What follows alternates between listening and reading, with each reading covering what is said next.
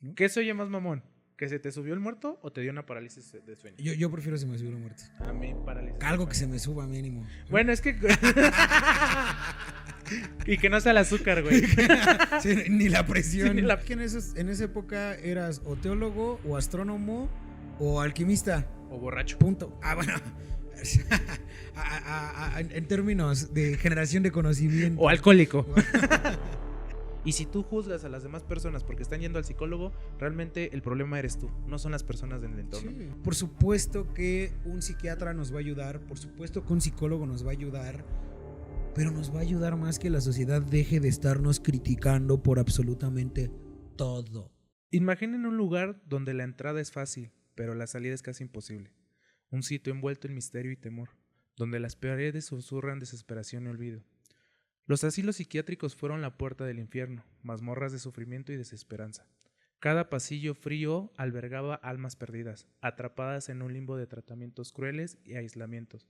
Un mundo donde la línea entre la cordura y la locura se difuminaba. Bienvenidos a No lo digo yo, un espacio único donde ciencia, cultura e historia se entrelazan desde un enfoque reflexivo, donde cada uno de ustedes pueden ser expertos, sin prejuicios y con la libertad de opinión. ¿Cómo ves la entrada, amigo? Uf, no, increíble. Mientras te escuchaba, me acordé así clarito, nítido de Gotham. ¿No? No sé si has visto esa serie de Gotham. Claro que sí. En donde pues, literalmente psiquiátrico era la cárcel, ¿no? O sea, en donde esa ciudad distópica en la que literalmente eres un criminal, estás loco y en vez de irte a la cárcel, te vas a un psiquiátrico. Claro. ¿No? Sí, yo creo que el universo de Batman nos ayuda y creo que algunos compañeros psiquiatras o psicólogos van a dar ese punto como bueno, que realmente en el asilo Arkham como tal era el que segregaba al loco, ¿no? O sea, el inadaptado social. Sí, y de hecho, en este capítulo, ¿no? Que vamos a hablar sobre la historia de la psiquiatría, que va muy conectada, ¿no? Con lo que estábamos platicando la semana pasada sobre la psicopatía, ¿no? Sí, sí, sí, En sí. este caso, pues nos enfocábamos un poco más con la enfermedad y todo. Aquí vamos ya un poco más hacia el tratamiento, ¿no? La manifestación en la que nosotros creemos o la humanidad ha creído que puede resolver estos problemas. Y pues está el claro ejemplo de esta señora de apenas, ¿no? La abogada, ¿cómo se llama? Marilyn Cove. Oh, o sea, esa mujer que pues hizo pasar por psiquiatra, ¿no? Y creo que representa bastante bien lo que nosotros queremos hablar el día de hoy, ¿no? Esa señora que literalmente, como lo mencionábamos, ¿no? Mientras estábamos acordando este capítulo, cumple con absolutamente todas las palomitas de un psicópata. Sí, reflejado más al apartado antisocial, creo que la abogada, porque no, Sí. no es médico ni nada, es la abogada y digo, no está mal, pero No está pues mal, güey. sí la actividad que hizo de usurpar una identidad y aparte profesión que es de suma importancia, realmente pues es meterte con la alteración de la neuroquímica cerebral. Entonces, pues, es la abogada Marilyn Cove. Y además creo que esta señora hace ver que a nivel psiquiátrico estamos en crisis, hermano. Tenemos Sí, una crisis psicológica, ¿no? Una crisis psiquiátrica, neurológica. Dejémoslo en neurológica. crisis. Ajá. O sea, tenemos una crisis neurológica bastante profunda y esta situación con esta Marley Code termina de ser la cereza en el pastel de que tenemos urgentemente que prestar la atención a las neurociencias en sociedad. Sí, y que también pues los entes reguladores realmente verifiquen todo lo que se está subiendo en cédulas profesionales, tanto a búho legal como a Doctoralia, que justamente Doctoralia ahorita está pasando por una mini crisis de decir, pues, ¿cómo no te diste cuenta que una abogada estaba haciendo la profesión de un psiquiatra, ¿no? Entonces, ahí también en materia de regulación necesitamos una actividad exhaustiva. Definitivamente sí. Pero, a ver, vamos a empezar a entender un poco la psiquiatría. Tú siempre llegas con las etimologías, ¿no? Sí, es el pan ¿Qué, qué, de, qué? de este espacio donde tratamos de ir desmenuzando como un quesillo, cada palabra por palabra y tratando de atribuirlas. Y justamente, desde la etimología griega, psiquiatría se divide en dos acotaciones, y es psique y latria. Psique, pues ya lo hemos platicado antes, refiere al alma o a la mente, que en la filosofía griega se refería a la esencia vital del ser humano, o incluyendo el aspecto tanto emocional como cognitivo. Latria era tratamiento o cura, entonces lo podemos también razonar como médico o sanador. Ya en sinergia con estas palabras lo podemos traducir como el tratamiento de la mente o curador o sanador del alma. Entonces, algo poético digo yo, ¿no? Suena poético. Suena poético porque ¿realmente podemos sanar el alma? O sea, ¿el alma se enferma? ¿De qué manera se manifiesta? Siempre he tenido esas dudas. Realmente no tengo una respuesta, o sea, no espero una respuesta de tu parte, pero sí me entra mucho la duda de ¿por qué se enferma un alma? O sea, qué tan atroz tiene que pasar para que un alma pierda el camino? Ay, Dios. Me metes en una disyuntiva porque me acordé de la canción de Alejandro Sanz. ¿Quién me curará el corazón partido, no? Entonces, Sí. bueno, ya desde un punto reflexivo, más que el alma es tratar de volver a armar el rompecabezas de quiebre del paciente, ¿no? Porque son quizás estos fragmentos que se dividen cuando tienen ciertos traumas o ya una condición psiquiátrica, que el experto tanto en psiquiatría como en psicología, uno va a hacer el acompañamiento y el otro va a hacer la dirección de tratamiento. Entonces, sí es complejo hablarlo de realmente si es un punto de sanar el alma o sanar la mente. Ajá, es que ahorita me viene mucho a la mente la película de Soul, ¿no? Ah, sí, muy En la buena. que está, pues, este hombre sin sentido de la vida, ¿no? Y anda ahí existiendo y como las almas ahí perdidas que están bien tristes. ¿Qué onda, no? O sea, y entro mucho con esta definición que tienes, ¿no? De sanador del alma, de que al final, pues sí, muchas veces uno pierde el sentido, se pierde, ¿no? Y quizá empiezan con episodios de depresión, de tristeza, de falta de motivación ante la vida, y cómo eso termina llevándonos a que ya tenemos una condición psiquiátrica que ya nos afecta y ya tiene que haber intervención de un médico, ¿no? Ya lo iremos, como tú dices, Deshebrando. ya lo iremos deshebrando a lo largo de este capítulo, pero creo que me gustaría que el eje central de toda esta discusión vaya hacia, ¿realmente el alma se puede enfermar?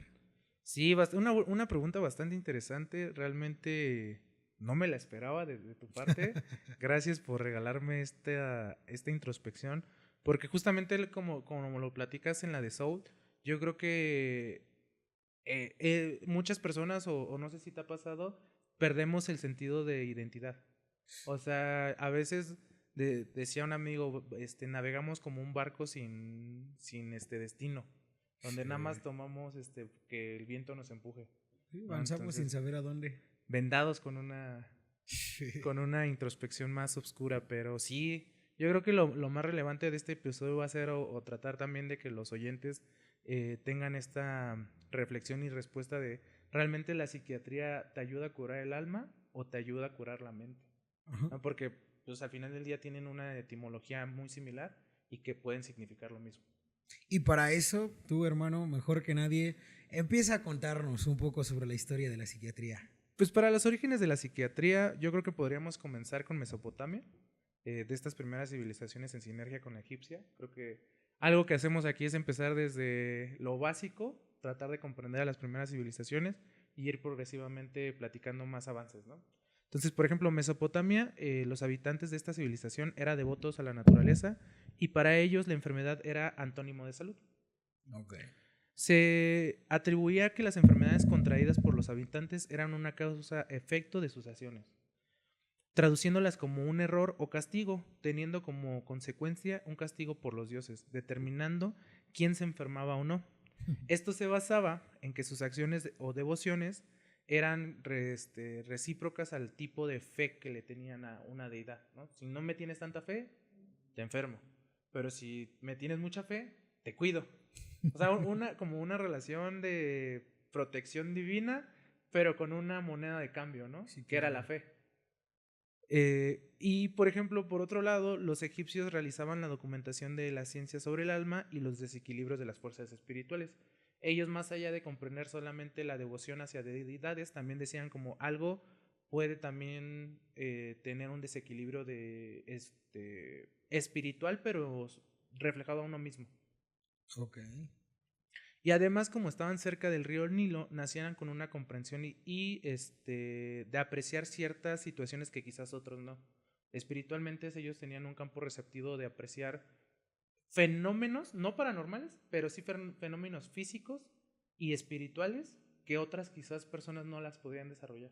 Como un sexto sentido. ¿Y crees que tenga que ver con...? Porque bueno, o sea, es irnos hacia una etapa de la humanidad no tan desarrollada como la de ahorita, ¿no? Ajá. Evidentemente, ¿no? En donde a lo mejor para nosotros podría parecer muy fácil hacernos estos cuestionamientos porque ya hay toda una trayectoria, ¿no? De experiencia humana que nos puede llevar a tener este tipo de preguntas, ¿no? Es que nos puede llevar este tipo de preguntas. ¿Crees que quizá la humanidad empezó a preguntarse eso en el momento en el que ya resolvió sus necesidades alimenticias? Porque tú lo mencionas, ¿no? Algo característico de los egipcios, ¿no? Y de estas primeras civilizaciones, pues era que al final lograron ya ser sedentarias, ¿no? O sea, dejaron de ser nómadas, dejaron de andar persiguiendo comida, de andar buscando, de andar haciendo, y dijeron, mira, aquí nos podemos asentar, existe algo llamado agricultura, que nos va a resolver nuestros problemas alimenticios, y entonces ahora sí vamos a poder sentarnos a pensar. Yo creo que más que pensar era también la edificación, traduciéndolo a los egipcios, era la edificación de lo que hoy conocemos como el sentido de pertenencia, que lo habíamos platicado, pero para ellos quizás la vida terrenal era algo pasajero, que de hecho ellos lo describían mucho, y se enfocaba más a la trascendencia hacia la vida eterna. De hecho, tuve la oportunidad de escuchar a un padre que decía eso, ¿no? Como de las personas que pasan a la vida eterna ya no tienen una preocupación y que realmente ellos son los que intervienen por nosotros en el mundo ya como en conocimiento con Dios, en el acercamiento a Dios. Digo, todas las religiones tienen una comparativa similar en cuanto a sus deidades, pero creo que los egipcios eran más el enfoque a entender que la vida terrenal era algo pasajero, que aunque pues, lo vemos nosotros como quizás la esperanza de vida actual ya son arriba de los 90 años, de los 85, para ellos eran pocos años. Y realmente lo que importaba era la trascendencia al plano astral. De hecho, ellos dividían dos como acotaciones entre el kef espiritual y el físico, que ahorita te voy a desarrollar más qué es. Pero si ellos no le daban tanto, o sea, no eran tan intensos en desarrollar las actividades terrenales y se preocupaban más por la trascendencia que pudieran tener sus acciones al plano divino, digamos, ¿no? Qué hermoso. Entonces ellos sí cimentaron el tómatelo con calma. O sea, ellos sí eran como de, vivo mi vida tranquilamente, hago bien las cosas, trato de ser una persona ejemplar dentro de las posibilidades, pero lo que realmente me va a preocupar es el cómo voy a trascender algo más. O sea, ellos no se preocupaban tanto por la vida terrenal, como de tengo ansiedad porque no he pagado la tarjeta de crédito. No, o sea, ellos sí no se... Quizás no vivían el día a día, o sí, pero sí le daban más una importancia a la parte espiritual de trascendencia. Wow. Entonces, Amo su perspectiva. sí, es una... Creo que todos tendríamos que aplicar esa ideología, ¿no? Sí, claro. Sí, claro. Pero justamente como te decía, en cuanto a la parte de los egipcios, se dividía como que en quizás, si no dos ideologías, pero sí en dos ramificaciones del cuerpo, tanto físico como espiritual. Ellos decían que, bueno, en resumen, el que físico y el espiritual reflejaba la importancia que le daba a la integridad física, ¿sí? Pero también a la espiritual. O sea, la espiritual era la plenitud y el bienestar. De hecho, dentro como del esquema, eso sí, yo creo que lo podríamos dejar para otro subtema después o para platicarlo en breve, pero ellos le daban más relevancia al bienestar, que todo estuviera en sincronía. Entonces, los egipcios serían morenos. ¿Por qué morenos, hermano? No, pues morena, bienestar. Ellos Wow. lo buscan. No, serían pertenecientes de la 4T. Pero es que esa parte... hoy en día es inevitable decir bienestar y no pensar Banco en la secretaría. En la Secretaría de Salud del Bienestar. No, pero es que me llama mucho esto que mencionas porque los egipcios se enfocaban mucho en la espiritualidad y hoy en día tenemos una crisis espiritual tremenda. O sea, creo que se nos olvida que a nivel psiquiatría, a nivel psicología, y es algo que me bota mucho con esto que mencionas, sí tiene mucho que ver tu espíritu, o sea, tiene mucho que ver la espiritualidad, sí, claro que tiene mucho que ver la fe, y hoy en día, sí, por supuesto que en la psiquiatría y en las neurociencias y en la no voy a decir que eso no sirva, no funcione, ¿no? Como hombre de ciencia sería una aberración decirlo, pero creo que deberíamos de tomar este mensaje de los egipcios en prestarle más atención a nuestra espiritualidad. Es que hablar, yo creo que hoy en día, o más bien dicho en la actualidad, como todo se nos presta de forma rápida, información, eventos, todo, o sea, yo creo que vivimos en una forma muy acelerada, de que vamos tras de un objetivo y no vivimos el proceso. Al ser, como tú lo dices, hombre de ciencia y hombre de datos, creo que dejamos de lado también algo que es imprescindible, que es la fe. Creo que también algo con lo que el pasar de los años ha servido para mal es que nos hemos peleado con la doctrina de la religión, donde estamos buscando solamente el hecho de algo palpable. Y cuando también pues lo platicábamos, creo que la vez pasada o en algún espacio privado, que hubo un tiempo donde la humanidad sí se quedó sin milagros, porque el milagro al final del día es esta evolución. Entonces creo que más allá de otra cosa, nos hemos perdido espiritualmente, pero porque queremos las cosas rápido y dejamos de lado lo básico que es como hasta incluso respirar. Saber respirar te ayuda mucho para también conectar con ese lado espiritual. Sí, y lo vamos a hablar después, pero es que al final esa crisis de fe que tenemos, por supuesto que tiene una huella de origen, el oscurantismo, ¿no? Sí, de hecho, creo que tratando también de agarrarlo un poquito con Hipócrates y Galeno, ellos describían la parte de los humores, pero desde el lado científico, pero que tenían significancia también desde una acotación psicológica, ¿no? Como una razón de ser. Entonces, creo que sí, la humanidad también está resiliente, bueno, poco resiliente por los eventos donde el adoctrinamiento católico tuvo mucha importancia y relevancia porque era bajo la dictadura o el sometimiento. Entonces, sí, quizás apenas estamos haciendo las paces con la doctrina religiosa.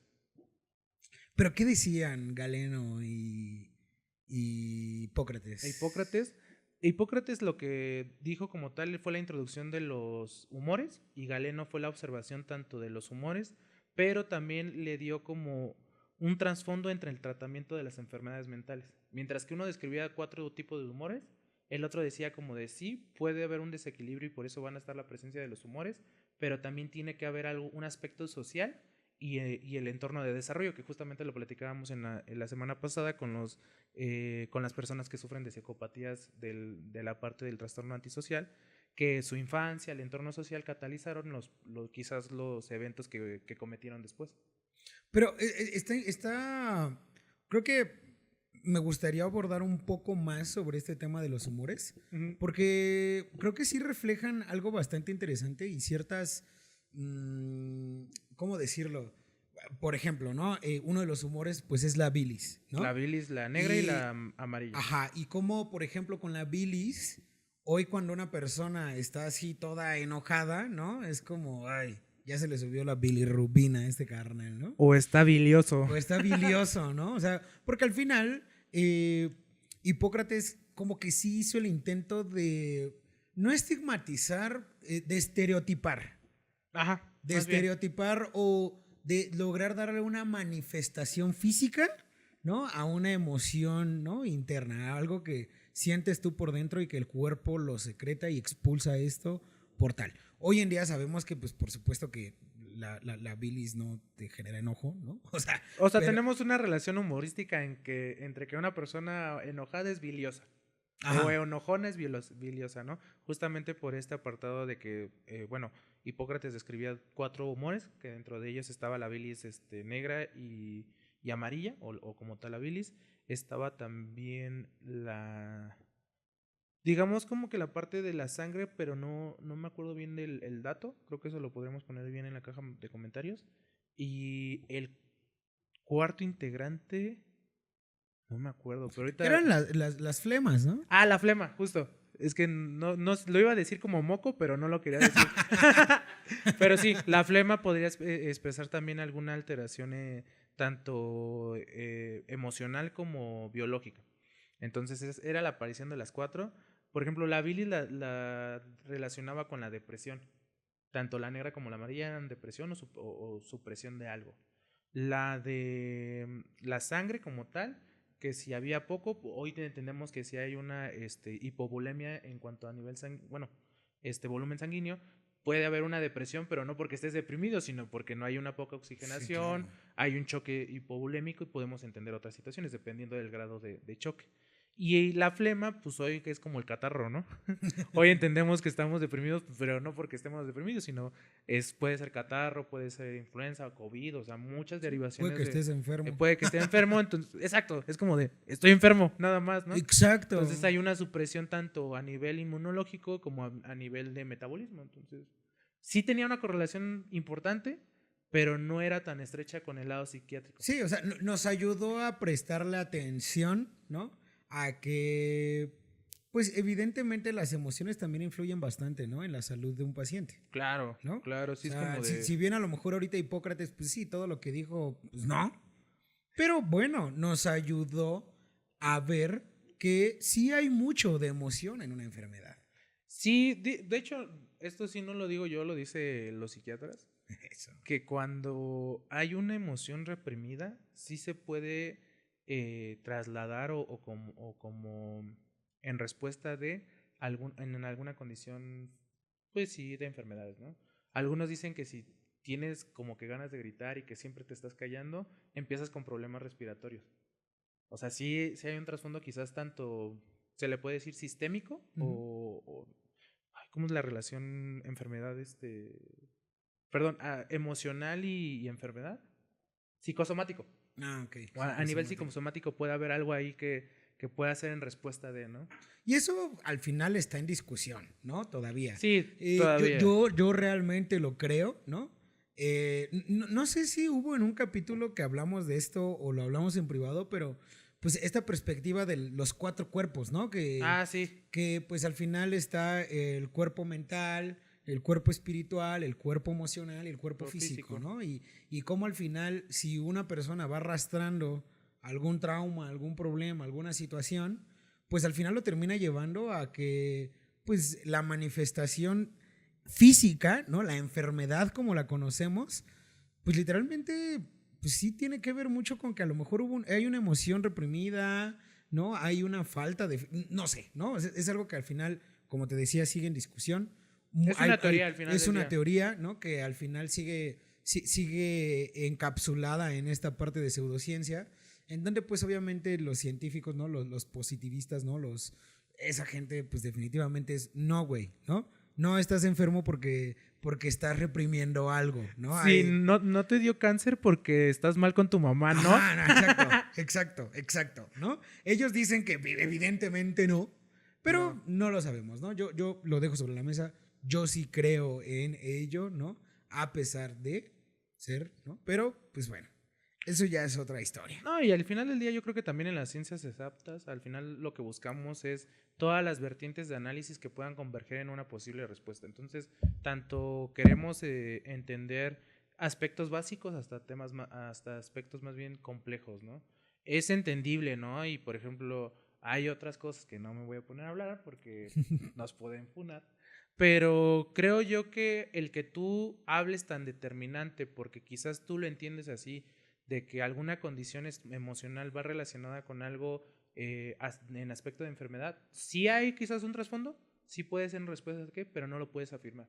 Tienes que hablarlo desde una teorización, desde una hipótesis, pero fundamentada, o sea, que haya un artículo, ¿no? Que al final del día este espacio es lo que nosotros queremos, a través de leer artículos, a través de leer libros, a través de la experiencia día a día, Sí, a través dar una opinión que al final del día no es determinante.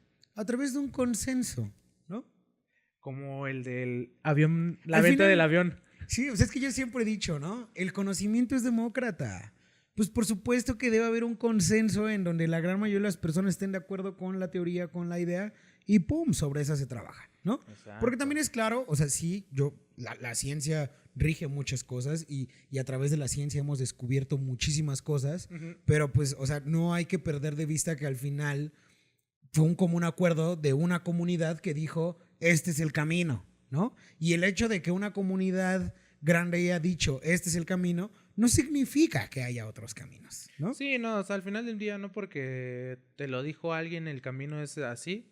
Puedes tomar los caminos que tú quieras, pero al final del día, eso es lo que tú bien dices, ¿no? Una democracia y lo que incluso dice la Biblia, ¿no? El libre albedrío. El libre albedrío. Exacto. Y justo que tocabas esto de los 4 aspectos o de los 4 cuerpos, esos incluso no sé si los griegos como tal, pero, bueno, más bien dicho, sí la ideología o el enfoque era holístico, que era como esta parte de diagnóstico y clasificación, pero derivó, bueno, ahorita que estamos hablando de los trastornos mentales, ellos justamente describían aspectos como el físico, emocional, social y espirituales, o sea, le daban algo que quizás tenía un concepto un poco más arriba que lo básico, que lo que te rodeaba, ¿no?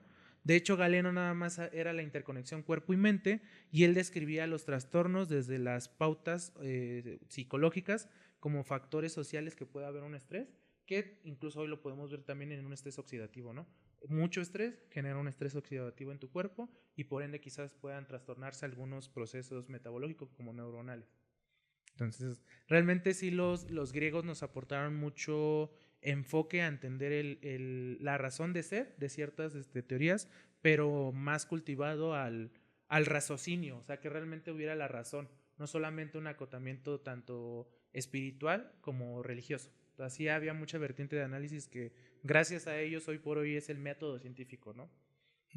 Entonces, justamente ya para trasladarnos a la Edad Media, después de la caída del Imperio Romano para 1476 después de Cristo, la Edad Media comienza con una mentalidad de oposición a la difusión del conocimiento y restricción intelectual. O sea, hubo un retroceso en este camino que ya íbamos trazando como humanidad. Dentro de esta época, la Iglesia Católica fue el alto impacto porque predominaba en la vida cotidiana desde el enfoque del conocimiento e innovación. A menudo, los monasterios y las iglesias resguardaban toda la información documentada en libros y además quitaron atención médica y lo trasladaron a monjes o sacerdotes. Se describía que los trastornos mentales eran realmente una posesión demoníaca o castigos divinos. O sea, realmente lo que pensaban los mesopotamios lo siguieron trasladando. Sin embargo, no podemos caer en simplificaciones de este periodo, ya que tanto hubo cosas buenas como hubo cosas malas. Entonces aquí realmente algunos católicos, lo que eran ciertos sacerdotes que no estaban tan afiliados al adoctrinamiento religioso, sí como que trataron de preservar la documentación de escritos y poderlos compartir para que siguiera el proceso. O sea, hubo 2 bandos como en la Civil War, hubo el que no crezco porque Dios lo dice, y el otro que no, Dios dice que tenemos libre albedrío y tenemos que evolucionar, ¿no? Entonces hubo 2 bandos donde realmente quizás el conocimiento significaba opresión, y también lo vemos mucho, que lo vamos a hablar más adelante, que los psiquiátricos o la doctrina psiquiátrica funcionó para reprimir al que estaba en oposición a la religión o al gobierno. O sea, realmente fueron catalizadores de opresión. En general, o sea, yo creo que el conocimiento siempre es opresor, ¿no? El conocimiento es poder, el amigo. conocimiento es poder, ¿no? Y a lo mejor lo llevan con que el conocimiento es poder porque eres mejor. No, o sea, No. Literal, con toda la extensión de la palabra, el poder, conocimiento es poder. O sea, porque también ahí tú mencionabas, ¿no? Por supuesto que hubo un retroceso en la época oscurantista, ¿no? Y este retroceso fue, pues, sí, un retroceso científico, ¿no? Pero creo que hubo mucho avance teológico, ¿no? Bastante. O sea, muchísimo avance teológico, ¿no? En donde, pues literalmente, sí hubo muchos teólogos que de verdad sí cuestionaron al ser, ¿no? Sí cuestionaron la existencia, sí cuestionaron bastantes cosas que también hoy en día han contribuido enormemente, ¿no? Al avance de la psiquiatría. Por ejemplo, ¿no? O sea, yo quisiera rescatar, hay un par, ¿no? Santo Tomás de Aquino, ¿no? Claro. Tomás de Aquino, que por supuesto fue un personaje que me parece que sí es de esa época, que él sí es como, a ver, o sea, sí, la religión, sí, ajá, hay una posesión divina, lo que tú quieras, iglesia, pero oye, hay que ser razonables también, ¿no? O sea, tampoco hay que aventarnos unas chaquetotas mentales religiosas porque no nos va a llevar a ningún lado, ¿no? Sí, de hecho, ahí aplica la de sentido común, ¿no? Sí, o sea, claro. por sentido común, no le puedo atribuir todo a que un demonio hizo posesión de mí y creo que también la Sí, sí, humanidad como, le ay, atribu- se me subió el muerto. se me subió el pues muerto y ya. Ya. Se siente bien feo cuando se te sube el Sí, muerto. se siente. Me pasó solo una vez, ¿eh? ¿A Una- poco? Una vez me pasó que se me subió el muerto. Sí, está bien raro. Es que como tal, bueno, ya tratándole un trastorno médico, es la parálisis del sueño. O sea, es donde tu cuerpo está tan estresado que llega como estos espasmos donde tu cerebro está despierto, pero tu cuerpo no. A mí solamente, yo he sufrido Ok. de parálisis de sueño cuando personas muy allegadas a mí fallecen. La primera parálisis del sueño que sufrí fuerte fue cuando falleció mi papá, cuando falleció uno de mis tíos, que era también muy cercano a la familia, cuando falleció mi abuelo y apenas que falleció una amiga. Sí, o sea, justamente lo platicaba con el doc. Si él dice, es como en términos burdos, tu cerebro está prendido, pero tu cuerpo está apagado. Ok. Entonces, aunque tú quieres gritar o moverte, tu cuerpo está en Pues está modo... jetón. Ajá, jetón, o sea, sí, la neta. Pues sí. Está jetón. Pero a mí me gusta más, se me hace más poético, se me subió el muerto, ¿no? Ojalá. Yo prefiero. Se me subió la prefiero morida. Yo prefiero decir, se me subió el muerto que me dio una parálisis del sueño, ¿no? ¿Qué se oye más mamón? ¿Que se te subió el muerto o te dio una parálisis de sueño? Yo prefiero se me subió el muerto. A mí parálisis de Algo que se sueño. me suba mínimo. ¿no? Bueno, es que... y que no sea el azúcar, güey. Sí, ni la presión. Sí, ni la presión. Mejor un muerto. Que el muerto... El muerto que se le la- sube unos segundos y ya. Y ya. No, me Y quedo fue. con eso. Sí, no... buenísimo punto de vista que pones. Y justamente lo que podemos rescatar de la Edad Media es como tal, sí se le conoce como el oscurantismo o la época oscura, y los que practicaban este desarrollo de ciencias y tecnologías eran los ocultistas. Pero no quiero que lo traslademos a algo satánico, porque muchas personas piensan, ocultismo, Sí, el es satánico. ocultismo. No. Realmente se le conoce a esta época por este hecho de sin oscuridad intelectual, pero como Batman, los oscurantistas no trabajaban en las sombras para poder preservar el conocimiento y que la sociedad realmente pudiera continuar. Exacto. O sea, realmente ellos fungían como Batman en Gotham. Sí, ¿no? en la ciencia, Ajá. que al final son los alquimistas, ¿no? Sí, los justamente ya se empieza a desarrollar los principios del que alquimia. hoy en día pues sabemos que la alquimia pues era la ciencia medieval. Sí, así. Punto. A secas, ¿no?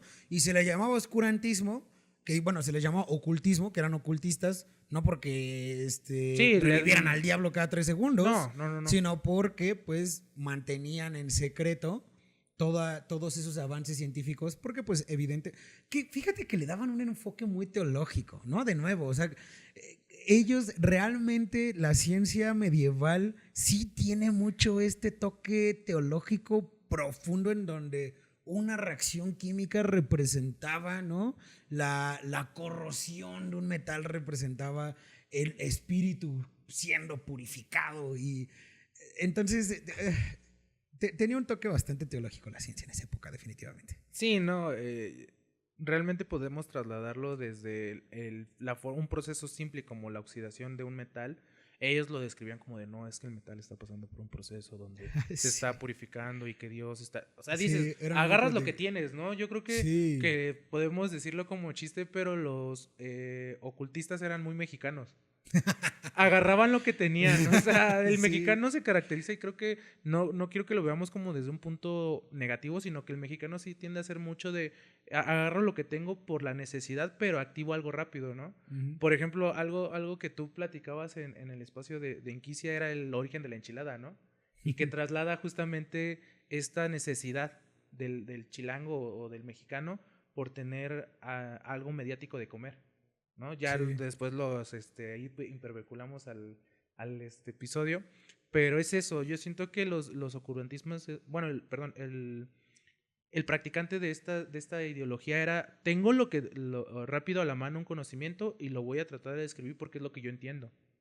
Y entonces, pues, más allá de eso, porque incluso podemos trasladarlo como a los libros de licantropía y de brujería, que ellos mismos creían, ¿no? Como, no, es que si la luna hace esto, bueno, hoy entendemos que son fenómenos tanto físicos como astrológicos, ¿no? Que tanto la luna ejerce una fuerza física de presión en el planeta, como tenemos ciertas cosas en Sí, respuesta más a, ¿no? astronomía. Más astronómico, exactamente. O sea, astronómico. ellos justamente utilizaban como que 3 corrientes de análisis, que era la astrología, la espiritualidad y pues también realmente pues estaban todavía invadidos por el lado Pues católico, es que eran, ¿no? o sea, es que en esa época eras o teólogo, o astrónomo, o alquimista. O borracho. Punto. Ah, bueno. En términos de generación de conocimiento. O alcohólico. No, pues sí, era Sí. cuando empezábamos con los principios del whisky, cebada y todo. Entonces, ¿eras científico o alcohólico? ¿O eran los dos? ¿No? Y justamente ya como que teniendo todo este acervo de conocimiento de la época media, podemos tener en cuenta dos aspectos tanto, más bien dicho, muy claros de este, porque fue el surgimiento de explicar todo desde el punto sobrenatural. O sea, como, digamos, como una breve conclusión de esta época, todo lo atribuían a un ente sobrenatural, desde un principio de las enfermedades, que era desde el conocimiento y control que teníamos mayor mortalidad. O sea, una salmonela, un resfriado era mortal, porque no le daba la significancia médica, que era como, te enfermaste, muérete. Sí. Y a un epiléptico le Un echaban agua bendita, ¿no? Agua bendita como de órale. Y cálmate, ¿no?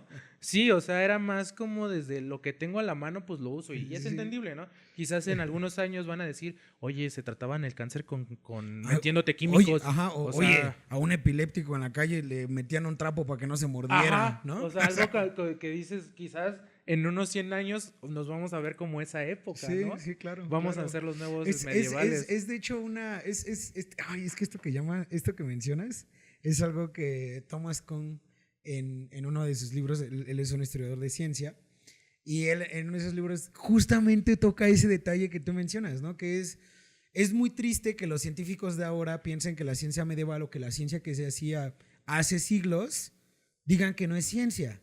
Sí, claro. Solamente porque ya llegamos hoy a desmentirla.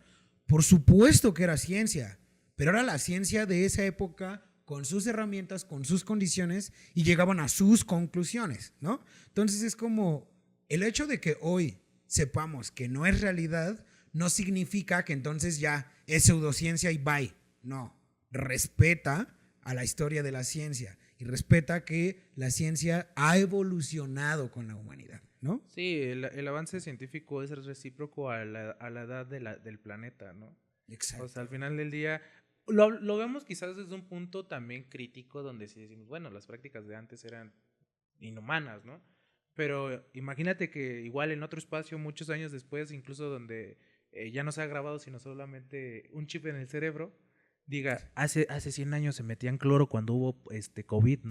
Como lo que pasó con Estados Unidos, ¿no? Sí, entonces sí, quizás vamos a ser en unos años criticados, así como esos que están criticando van a ser, o sea, es una variedad de posibilidades infinitas donde el conocimiento no es que esté mal, sino simplemente es lo que tienes a la mano en la época. Sí. ¿No? Y creo que eso que mencionas es muy evidente en el Renacimiento, ¿no? Sí, de hecho ya en el Renacimiento nos trasladamos como que a un pensamiento más crítico y palpable de los resultados. O sea, algo muy, muy padre que nos trae el Renacimiento es, incluso ya empieza a formular también el arte. Ya no solamente, ya nos desprendemos del adoctrinamiento católico, se empieza a tener incluso una crítica social y cultural hacia el adoctrinamiento católico, en este caso lo que más preservaba en ese entonces. Entonces ya el loco, o entre comillas el loco, ya empezó a formular como el paciente psiquiátrico. Ya empezó a formar como tiene una dolencia... le duele el alma a esta persona. Exactamente, Tal ¿no? cual, a esta persona le duele el alma, ese es su problema. Realmente médicos y filósofos empezaron a involucrarse, el desarrollo clínico se empezó a tener robustez. Y de hecho algo que me gusta es que Paracelso, como decimos que Chayanne es el padre de todo, Paracelso fue el padre de todo de la época, ¿no? Sí. Porque Paracelso ya es como empieza a tener los principios de la toxicología, principios de psiquiatría, los aspectos sociales, o sea, era todólogo sin querer abarcar tanto y que hoy por hoy nos sirvió mucho. Pues de hecho creo, o sea, si tienes el dato o si alguien que nos escucha tiene el dato y me quiere corregir, pero según yo, los médicos cuando egresan dentro de su juramento citan a Paracelso, ¿no? Citan al Paracelso, pero hacen el juramento de Hipócrates. Ah, Es el juramento de es el de Hipócrates el que se le da. Hipócrates. Ok, Ajá. sí, tienes toda la razón. O sea, Paracelso nos funciona distinguir y algo que me gusta mucho y que siempre que lo platico lo resalto. Él describía en la dosis está el veneno, ¿no? Entonces, cuando él empieza a tener esta crítica hacia al aspecto teológico, realmente él también describía como de, a ver, un paciente psiquiátrico no solamente es la dolencia del alma, sino pueden involucrarse aspectos como tanto toxicológicos, infecciones y un desequilibrio como tal del cuerpo. O sea, y vamos a también trasladarlo, como no había una red de plurial, no había una red sanitaria ¿cómo se llama? ¿Hídrica? Ajá, donde pues iban todas la materia fecal, la orina, pues entendemos que con el pasar del tiempo y más expuesto a energías como radiación solar u otras cosas, pues hay una infección por simplemente la degradación de de lo que expulsa tu cuerpo. Sí, claro. Entonces, pues más allá de quererlo describir como al loco, había también una razón de ser que ya era el aspecto tanto de metales pesados como de alguna parte toxicológica como tal. Incluso también antes se metían el opio como si fuera el té de tila, que como hoy lo conocemos, o el té verde, ¿no?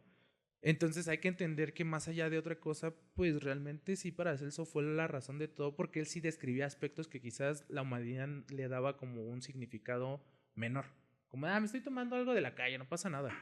O como lo que hoy hacemos, ¿no? Nos comemos unos tacos afuera del metro y no pasa nada. Esperemos. ¿No? Esperemos, ¿no?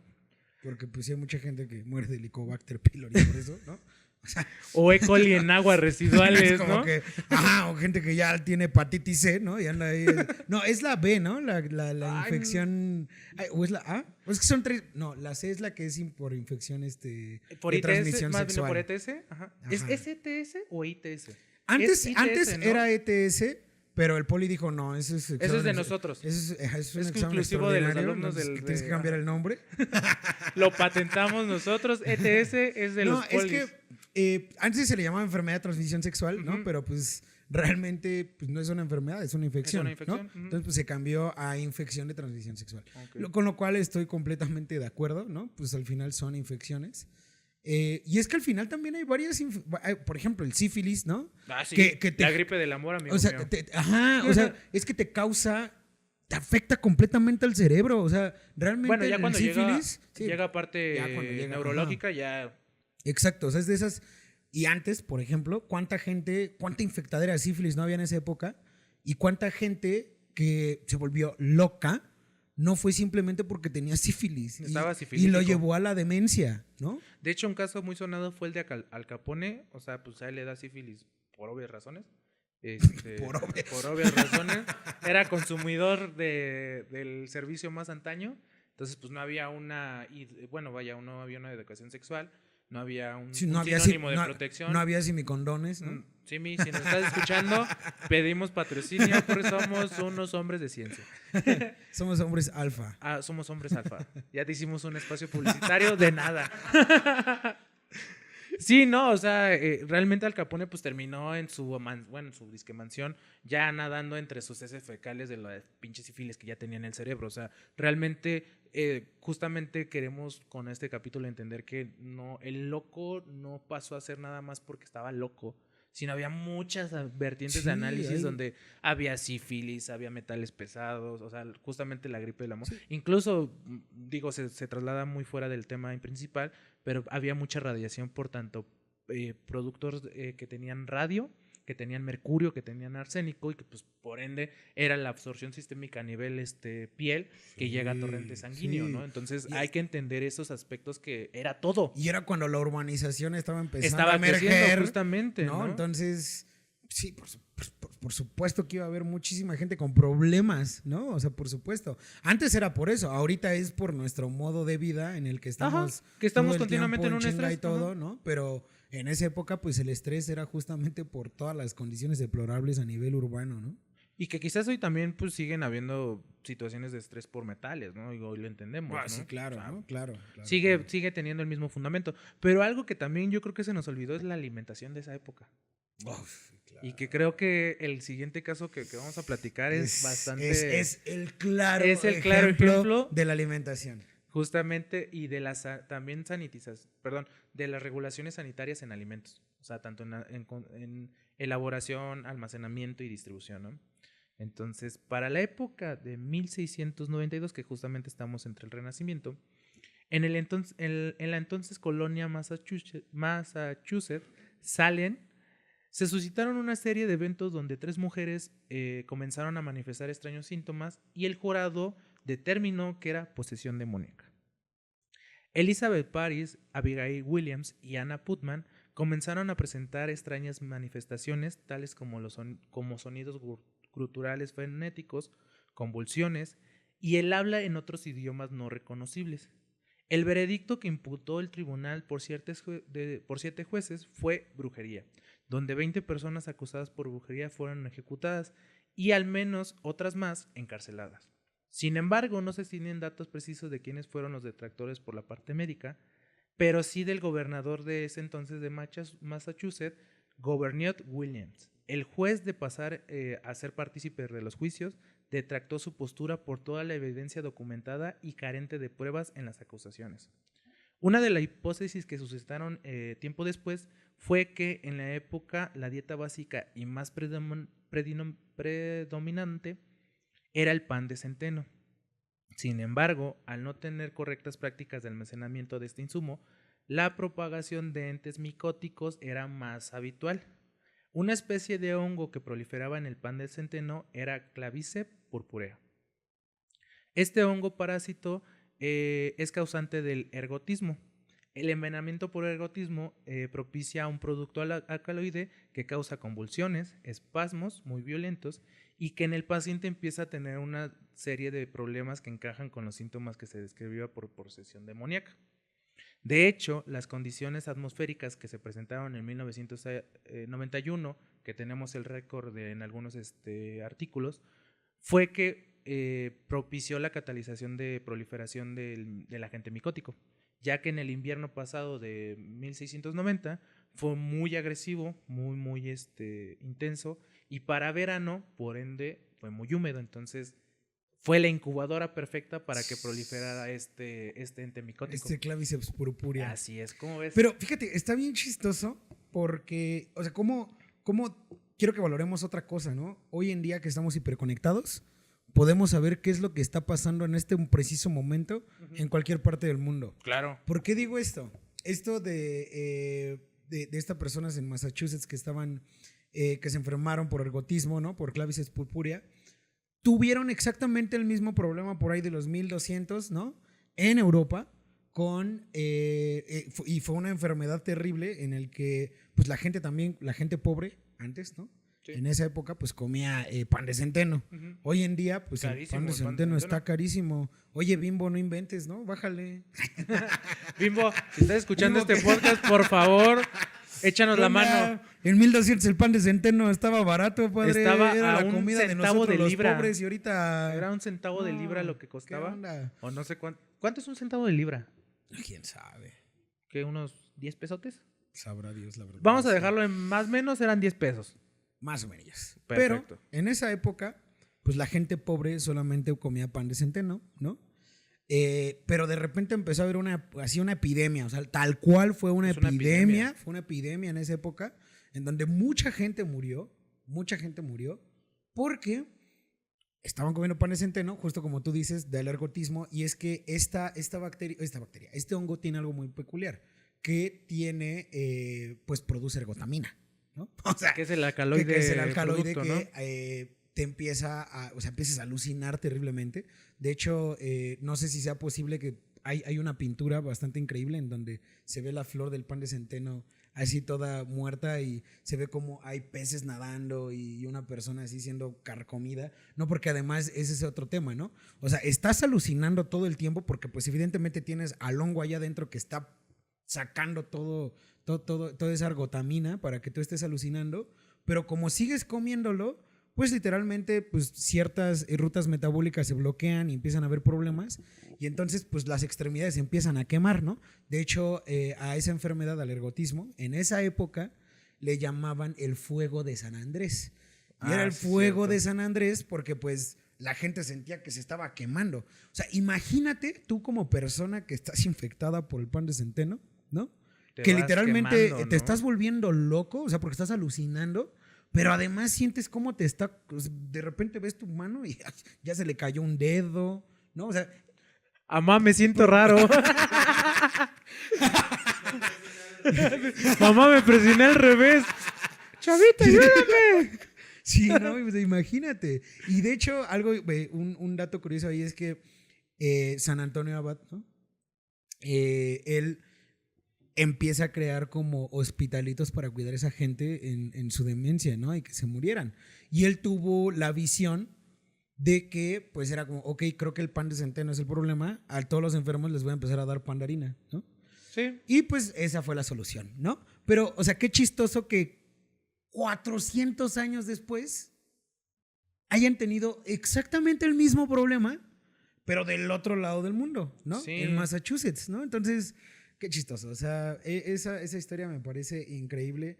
El cómo literalmente, pues con la propia alimentación, empezamos a tener desórdenes psiquiátricos. Sí, de hecho, también otro aspecto que me gustaría quizás sacar una teoría aquí entre tú y yo es que ya tenemos a la gente presente al alcaloide, ¿no? Que es un alucinógeno al final del día. Sí. Vamos a trasladarlo como así.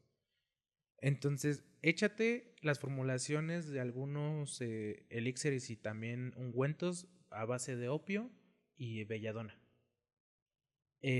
Súmale el aspecto de nada de cuidado sexual y la propagación del sífilis.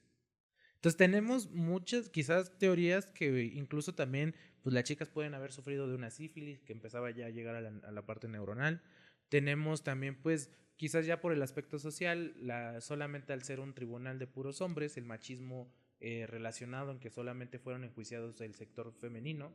Échate encima también pues el aspecto donde todo era por Dios, todo era castigo divino y que si tú quizás como una persona que ya sea hombre o mujer practicabas la brujería, pues la brujería no es el significado de algo malo, sino el brujo como tal pues era experto con cierto conocimiento ancestral. Entonces tenemos muchos aspectos donde incluso lo podemos teorizar y razonar más a fondo, pero realmente el evento de Salem, pues si hoy lo vemos hacia un juicio crítico, realmente pues fue una negligencia tanto médica y social. Por supuesto. Por supuesto. Y que yo creo, o sea, llevándolo a estas como conclusiones preliminares, yo sí creo que incluso hoy en día los desórdenes psiquiátricos siguen siendo negligencia social. ¿Crees? O sea, yo creo que sí hay una parte biológica, como lo hemos mencionado, pero es que sí creo que la sociedad tiene muchísimo que ver en estos desórdenes psiquiátricos. O sea, pensemos, o sea, antes estábamos hablando de desórdenes más fuertes, ahorita son más sutiles en el sentido de que hoy lidiamos con depresión, hoy lidiamos con ansiedad, hoy lidiamos con paranoia, ¿no? Hoy lidiamos con el síndrome del impostor, ¿no? Está cabrón eso. Con la personalidad múltiple, ¿no? Con la bipolaridad, ¿no? Que al final gran parte de esas enfermedades sí tienen una implicación social, ¿no? Sí tienen implicaciones sociales, o al menos yo así lo considero. Por supuesto que está la parte biológica, o sea, no puedo negar que existe la parte biológica, pero llevándolo de nuevo a esta parte en la que se creía que era un todo y que ya el desorden físico es porque ya no pudo haber contención más atrás, o sea, y llevándolo a que vemos que el alma se puede enfermar. Yo sí creo que la sociedad tiene un papel bastante importante en el tratamiento de estas enfermedades. Por supuesto que el psicólogo y el psiquiatra van a ayudar, pero va a ayudar mucho más que la familia acepte a tu hijo homosexual, ¿no? Es que te metes en otro aspecto también un poco más robusto y creo que es difícil de entender. Siento yo, bueno, porque somos mexicanos, ¿no? Lo podemos trasladar a entender el entorno mexicano. Pero el mexicano siempre ha estado embargado de la oposición a las nuevas ideas, que es justamente esta ignorancia, ¿no? Pero más allá de que tengas un familiar homosexual, más allá de que tengas un hijo homosexual, es el hecho de que pues desde tu postura no quieres una evolución en tu familia. No, nosotros vemos como a la persona homosexual como y como quizás el retroceso evolutivo, muchos lo ven así, cuando no, güey, pues es Pues también otra evolución, es otra forma de es- entender, ¿no? Ajá, y estamos tomando el ejemplo, ¿no? Sí, o sea, no es de que la seas, homosexualidad. pero hay muchas vertientes, Hay ¿no? muchas otras, ¿no? Por ejemplo, podemos tomar el ejemplo con la persona que ya no quiso estudiar la universidad, También. ¿no? O sea, lo podemos tomar con esta persona que, por ejemplo, ¿no? La gordofobia, ¿no? O sea, literalmente lo podemos tomar con los ejemplos que quieras, ¿no? O sea, hice mención de la homosexualidad, pero es que realmente al punto al que yo quería llegar era realmente la sociedad, la familia, la escuela, la institución. El entorno social. El es entorno social es nada el más. que es esa incubadora de mucha enfermedad psiquiátrica que tenemos hoy en día. O sea, Sí, definitivamente sí. ese es como el argumento al que yo quería llegar, ¿no? O sea, en el que, por supuesto que un psiquiatra nos va a ayudar, por supuesto que un psicólogo nos va a ayudar, pero nos va a ayudar más que la sociedad deje de estarnos criticando por absolutamente todo. Sí, y que al final del día nada más vivimos de la apariencia. Creo que aún entendemos, ¿no? Que nuestros papás o nuestros familiares más adultos, quizás de los 50 en adelante, pues vienen de un desarrollo intelectual y un desarrollo social donde había más estrés que hoy quizás el que se vive, ¿no? De hecho, me encanta cuando platicamos sacar nuevamente a flote el video de la comparativa donde las personas de 30 de hace 20, 30 años a las ahorita que quizás que nosotros ya estamos llegando a los 30 nos vemos más jóvenes. Vemos más un estrés metabológico y estrés oxidativo en esa época que a versus hoy. Y que realmente ahorita que tocas esta parte de la comunidad LGTB+, es como de, güey, quítate esa idea de que tú eres socialmente supremo por el hecho de que quizás vives normal, cuando no. La diversidad está chingona. Eso es lo que creo que hoy en día quiero que se rescate, que la diversidad es lo más padre porque también aprendemos a vivir de otras maneras. Al menos nosotros que tenemos muchos amigos pertenecientes, yo creo que me divierto más con los cabrones que con mis amigos heterosexuales, güey. Y que son personas que también pues los traumas los han convertido en quizás esta sátira de la vida y que viven mejor que nosotros, ¿no? Como los normales. Entonces, y también Que normales para los que estén escuchando Spotify, literalmente se está haciendo un guiño, no estamos diciendo eso, ¿no? O sea, Acá. aguas. Es que yo sé que se ve a la cámara, pero pues seguramente van a escuchar en Spotify, ¿no? Sí, estamos haciendo una Sí. referencia y es que, por ejemplo, tú mencionas esta parte de esta comunidad. Yo hablo, por ejemplo, veo mucho estos problemas también en las personas que ya no quisieron estudiar la universidad, ¿no? Que literalmente sí tienen esta carga de que, güey, soy juzgado por mi familia, soy juzgado por la gente porque ya no quise estudiar, porque quise un oficio, porque quiero ganarme la vida de una manera diferente, ¿no? O sea, cosas tan simples, cosas tan básicas, cosas tan humanas son juzgadas y criticadas y nos orillan a depresión, nos orillan a un estrés, güey, a un simplemente un estrés estrés bien profundo que es como, güey, o sea, literalmente escalando al, güey, el del 100% de mis problemas, el 90 son por pendejo y el 10 por chismoso. Yo lo llevaría a que del 100% de las enfermedades psiquiátricas, el 90% son porque soy juzgado y criticado y señalado, y el otro 10 es porque realmente sí tengo una condición biológica. Sí, definitivamente yo creo que aquí este episodio se está haciendo un poco más introspectivo realmente. Realmente Es que, me gusta o sea, mucho que realmente sí lo estemos haciendo desde un introspectivo, porque es eso, ¿no? Queremos al final del día crear una conclusión de todos estos temas, pero también considero que si tú que estás escuchando estás en la pinche posición de no irte al psicólogo, estás mal. ¿Por qué? Porque no puedes estar hablando desde una perspectiva de oponerte a algo que no conoces. Y si tú juzgas a las demás personas porque están yendo al psicólogo, realmente el problema eres tú, no son las personas del entorno. Sí. ¿Por qué? Porque estamos creando un juicio social que no puede ser arraigado ya o también normalizado en que si yo voy al psicólogo yo estoy mal porque yo estoy loco, cuando no es así. Creo que no hay más loco que el que no quiere ver la realidad. Sí, exacto. Esa me encantó. Eso se queda hashtag, no hay más loco que el que no quiere ver la realidad. Sí. Pero Para mí esa no es la definición de un loco, para mí esa es la definición de una persona estúpida, ¿no? Pero bueno. vamos a hacer un beep ahí porque nos pueden bajar el video. No, pues estoy empleando, es una palabra, pues, ¿no? O sea, no estoy siendo grosero. O digo bobito. O bobo. No, o sea, Como Forrest Gump. Quiero ir a casa, buba. Ah, no, ¿cómo? Forrest quiere ir a casa. pero sí, o sea, creo que hemos hecho un resumen de lo que representan las revoluciones psiquiátricas, ¿no? Sí, de hecho, justamente ya que nos trasladamos al apartado de revolución e innovación psiquiátrica, viene otro caso muy padre. Creo que cuando lo platicábamos dijimos que es la tesis de la revolución psiquiátrica, porque marcó el antes y el después en materia de normas psiquiátricas y de estos tratamientos más basados en lo palpable, ¿no? En resultados realmente benéficos.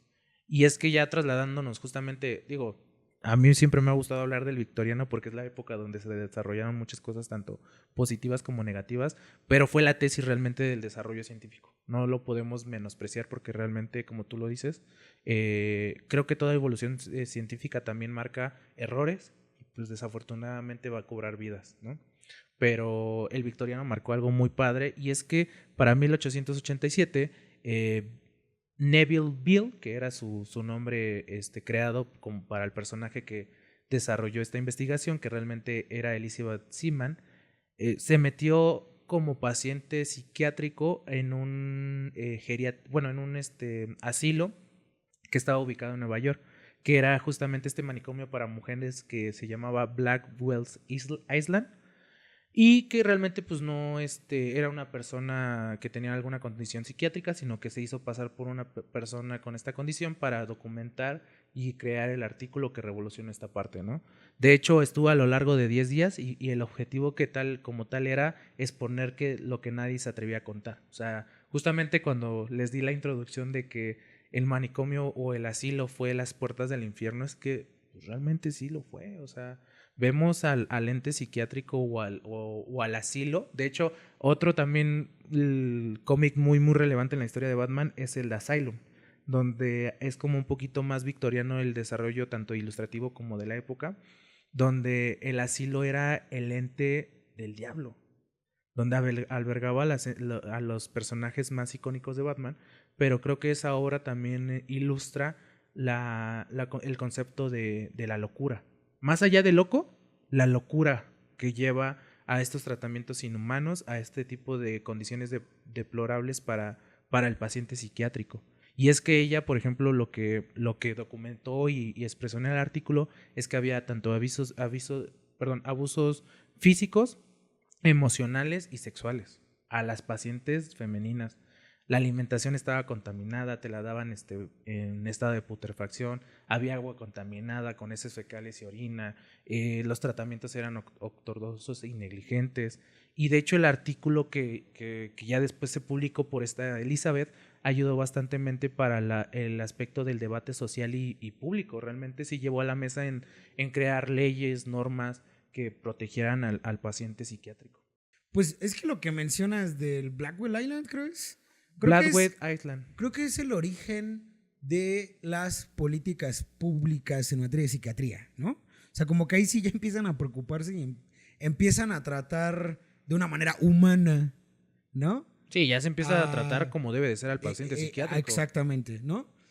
¿Hay otros casos que hayan influido a esta intervención, a que ya se tenga un trato un poco más humano a estos pacientes? Pues más que casos prácticas. O sea, yo creo que ya para no meternos más y que esto quizás lo podríamos continuar en otro episodio para darle mayor enfoque, solamente te lo cuento rapidísimo de forma superficial. En menos de un minuto. Que justamente, por ejemplo, ya trasladándonos a los hablantes del siglo XX, que ya es quizás de 1900 a nuestra época, hubo actividades como el choque eléctrico que se le daba a los pacientes psiquiátricos, que de un principio fue algo muy negativo y que fue infame porque no se sabía, no había manual, no había control, y que ya después la OMS reformuló y que ya hay un manual que ustedes pueden consultar en la página de la OMS, que viene el proceso de cómo implementar esta práctica. Y de hecho se les puede canalizar a personas que sufran de una depresión muy, muy crónica o a personas que ya quisieron atentar contra su bienestar, que en este caso pudieron cometer actos contra sí mismos. Otro apartado fue la lobotomía, de hecho ese sí se erradicó, era el introducir un picayelo en alguna de las fosas nasales y empujar y pues sí, tenías al paciente tranquilo pues porque lo dejabas incapacitado ya, Sí. te lo volvías ya casi vegetativo. Bueno, pero yo creo que los rateros siguen utilizando lobotomía, ¿no? Con No un sabemos. picahielo. ¿Podemos dejarlo para otro tema? ¿Lo podemos cortar? Lobotomía en el En- robo En Ecatepec. en la Ciudad de México. Sí, de hecho, otros terapias y métodos también fue el uso de baños de choque, que te metían como en una tina con hielos para causarte mucho frío y pues obviamente te apendejaba, ¿no? Pues sí. La Te amenzaba. Te amenzaba. Vamos a dejarlo como te amenzaba. Te ponía en estado letárgico para que se vea más bonito. La insulinoterapia, que era meterte en choques hipoglucémicos o hiperglucémicos. O sea, te inyectaban muchas unidades de insulina y allá que te la bajaban, estabas tranquilo, estabas letárgico y después te daban un choque de azúcar para subirte otra vez y estar bien. Pero realmente pues era esas variaciones de azúcar. Y después la terapia de fiebre o que te inyectaban malaria. Eso fue, de hecho, fue aquí, después lo platicaremos en el avance de la medicina alopática, pero se dio mucho en el psiquiátrico de La Castañeda. Hubo un caso muy sonado, ya después lo platicaremos, pero que de hecho ese de la terapia de fiebre se dio aquí por inyectarte malaria. ¿Cómo ves, amigo? ¿Qué te digo? ¿Qué te digo? Somos creativísimos. Somos ingenieros, o sea, mexicano es resuelvo con lo que tengo a la mano y de forma Ya inmediata. lo decíamos. Pero justamente me encantaría ya cerrar este episodio. Creo que nos llevamos una plática muy, muy padre. Nos Sí. llevamos, yo creo que muchos aspectos que podemos llevar al enfoque realmente de visualizar en dónde estamos hoy en materia de psiquiatría. Y pues creo que con la conclusión que voy a dar, algo que platicábamos tú y yo tras cámaras y que me encantó cómo me lo plasmaste, es que en conclusión, la psiquiatría ha evolucionado de ser una práctica basada en creencias místicas y supersticiones a una disciplina médica rigurosa y comprensiva. A lo largo de la historia ha sido influenciada por pensadores y médicos que han contribuido a su desarrollo, promoviendo un enfoque más humanitario y holístico. A pesar de que los desafíos aún persisten, la creciente conciencia sobre la salud mental y el esfuerzo por desestigmatizar las enfermedades psiquiátricas son fundamentales para asegurar que cada individuo reciba el apoyo y tratamiento que merece. Esta transición subraya la importancia de que la psiquiatría como un derecho humano esencial, que busca no solo aliviar el sufrimiento, sino también fomentar el bienestar integral de la persona. ¿Cómo ves, amigo? No, me encanta, porque creo que la intención de este capítulo no es tu culpa, ¿no? No es mi culpa por tener ansiedad, no es mi culpa por tener estrés, no es mi culpa por sentirme triste, ni por sentirme perseguido, ni por despersonalizarme, ¿no? Simplemente hay todo un ambiente que está favoreciendo el que yo sea propenso a este tipo de condiciones psiquiátricas, ¿no? Como Sí, tú lo condiciones. mencionabas. Así que es sumamente importante que vayamos al psicólogo y, si es necesario, al psiquiatra, y que empecemos a ser más sensibles y seamos más conscientes de que las condiciones psiquiátricas son un tema de todos. Sí, yo creo que también algo que platicábamos la vez pasada es que también es desde el punto empático, porque hay mucha apatía por querer Hay entender mucha apatía. a la persona con una condición psiquiátrica y tanto psicológica. Entonces, yo creo que también si tienen a alguien que esté pasándola por un mal momento, abrácenlo. A veces solamente necesitamos un abrazo para saber que va a estar bien las cosas. No es que todo vaya a mejorar, sino que nada vaya a empeorar, ¿no? Entonces, si tienen a este tipo de personajes en su vida, entiéndanlos y traten de apoyarlos. Entonces, Cierra con tu frase de siempre. Perfecto. Tengo dos. De hecho, creo que Échalas. este capítulo se prestó para dos cierres con frases de películas o series. Y el primero es el del Club de la Pelea, que dice: solo después de habernos perdido todos, somos libres de hacer las cosas, de hacer cualquier cosa. Y la segunda frase de Stranger Things: ciencia o locura, a veces es difícil distinguir la diferencia. Oh, me encanta Me encanta ese. eso. Pero pues bueno, pues muchísimas gracias. Si les gustó, compartan su experiencia, algo que nos hizo falta y le debimos haber prestado más foco para que lo hagamos también en capítulos posteriores. Y pues muchísimas gracias, hermano. Como Amigo siempre, un mío, gusto. como siempre, un gusto poder platicar contigo y nos vemos. Cuídense.